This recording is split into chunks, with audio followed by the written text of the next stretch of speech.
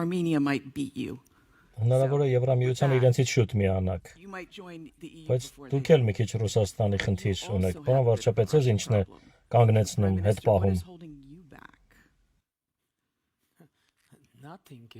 Ոչինչ մեզ հետ չի պահում, քանի որ մենք նոր ենք ընդունել օրենք Եվրոպական միությանը անդամակցելու գործընթացը սկսելու մասին։ Նախ եւ առաջ թույլ տվեք մեր մտահոգությունը հայտնել եւ ցավակցություն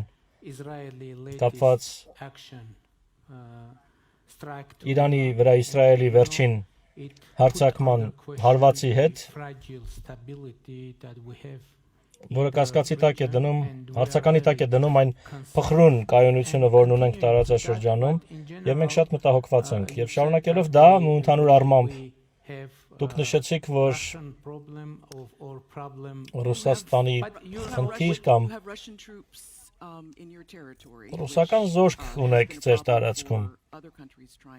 որը խնդիր է եղել այլ երկրների համար, որոնք փորձում են Եվրամիությանը միանալ։ Եվ ես ցանկանում եմ Իրանի վրա Իսրայելի հարվածի եւ Իրանի հնարավոր արձագանքի հարցին հարց ու պատասխանի ժամանակ հասնել։ Ուրախ եմ, որ այդ հարցը առաջ քաշեցիք, դրա մասին էլ կխոսենք, բայց երբ ես Երևանում էի անցյալ տարի, քաղաքը ընդդիմադիր քաղաքական կուսակցության կիրակնորյա երթի պատճառով կաթվածահար էր, քաղաքի կենտրոնը սառեցված կարծես դներ։ Ռուսական զորք ունեք նաև ձեր տարածքի մի մասի վրա, Եվրոպական միությունն էլ էներգետիկ կախվածություն ունի Բաքվից, ինչը խնդիր է։ Կարող եք լսարանին ներկայացնել ինչ ուղղություններով, ինչ հարցերի ուղղությամբ եք աշխատում Եվրամիության անդամակցելու համար։ Արդեն ասացի, որ վերջերս ընդունել ենք օրենք, խորհրդարանն ընդունել է օրենք Եվրամիությանը անդամակցելու գործընթացը սկսելու մասին։ Եվ այժմ մենք շատ սերտ համագործակցություն ունենք Եվրոպական միության հետ։ Մյուս կողմից, սակայն, մենք մտադիր չենք մեր կապերը Ռուսաստանի հետ խզել, քանի որ մեր քաղաքականությունը, մեր արտաքին քաղաքականությունը հավասարակշռված եւ հավասարակշռող է։ Դա է մեր ռազմավարությունը։ Մյուս կողմից դուք նշեցիք երթերը։ Ես կարծում եմ երթերը շատ սովորական երևույթ են ցանկացած ժողովրդավարական երկրի համար, քանի որ շատ կարևոր է իմանալ, որ Հայաստանում մենք հուսալի մեխանիզմ ունենք ազատ եւ ժողովրդավար ընտրությունների համար, որոնցով ձևավորվում են խորհրդարանը, կառավարությունը եւ Հայաստանի քաղաքացիները միշտ հնարավորություն ունեն իրենց կարծիքը արտահայտելու, բայց շատ կարևոր է նշել, որ ժողովրդավարությունը մեզ համար ռազմավարություն է։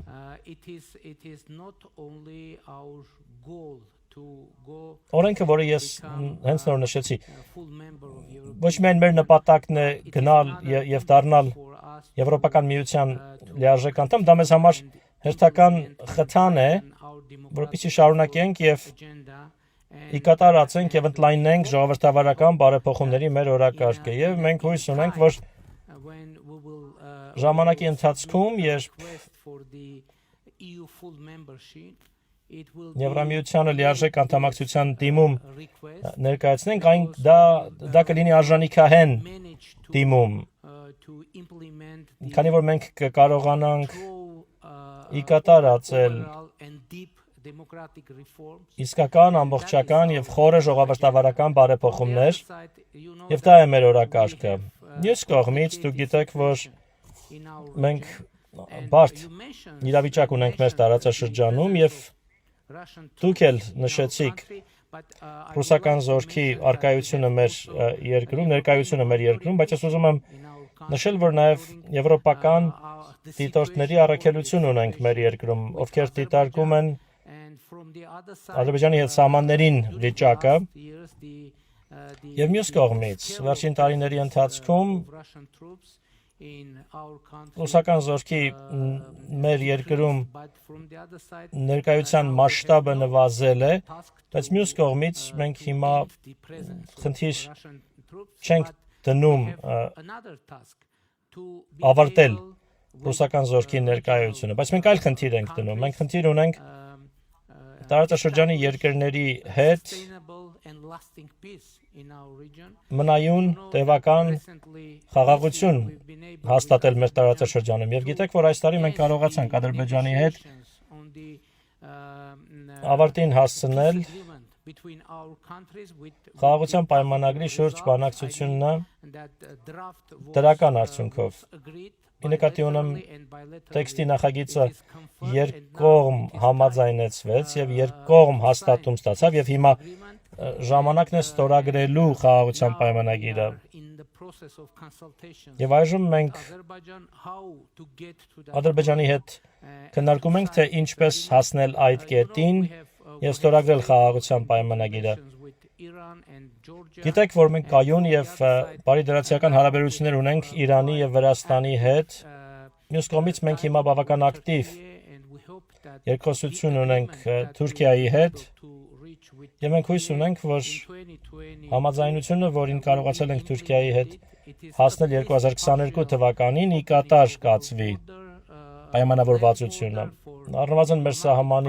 սահմակային սահմանի մասնակի բացման համար դիվանագիտական անձնագիր ունեցող անձանց եւ երրորդ երկրների քաղաքացիների համար այդ սահմակային սահմանի բացումը մենք հուսով ենք այս պայմանավորվածությունը կարողանանք կյանքի կոչել եւ ընդհանուր առմամբ մենք հասկանում ենք մենք չենք ուզում գալ Եվրոպական միություն եւ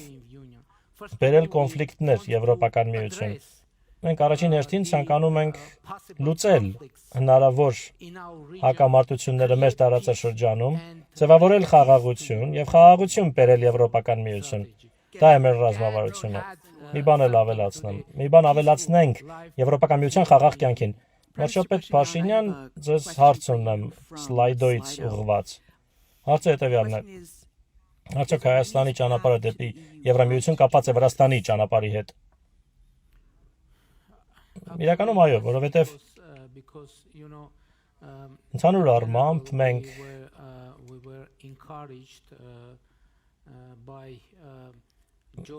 ողջորված էինք տեսնելով, որ Վրաստանը Եվրամիության տեխնացուի կարգավիճակ է ստացել։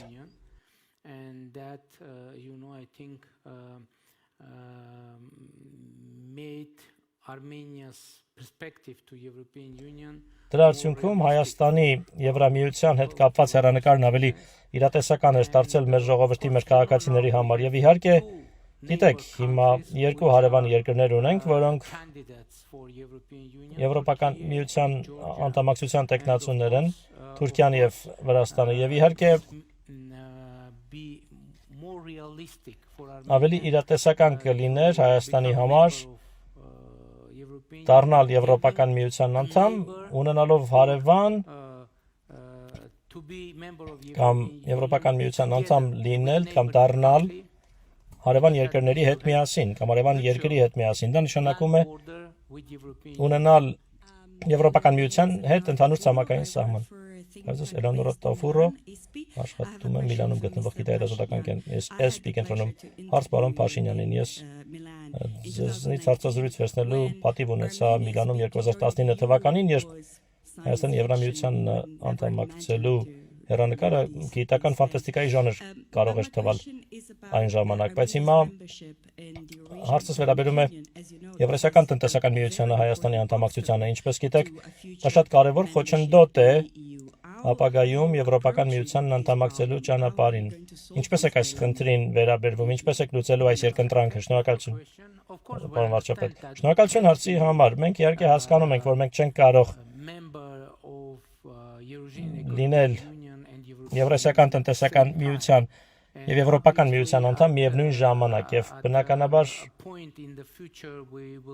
ապագայում ինչ որ պահի մենք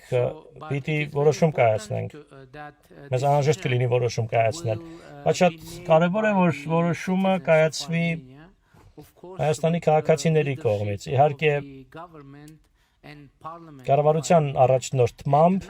եւ Հայաստանի խորհրդարանի առաջնորդմամբ, ինչպես արդեն ասացի, քանիցս ասացի,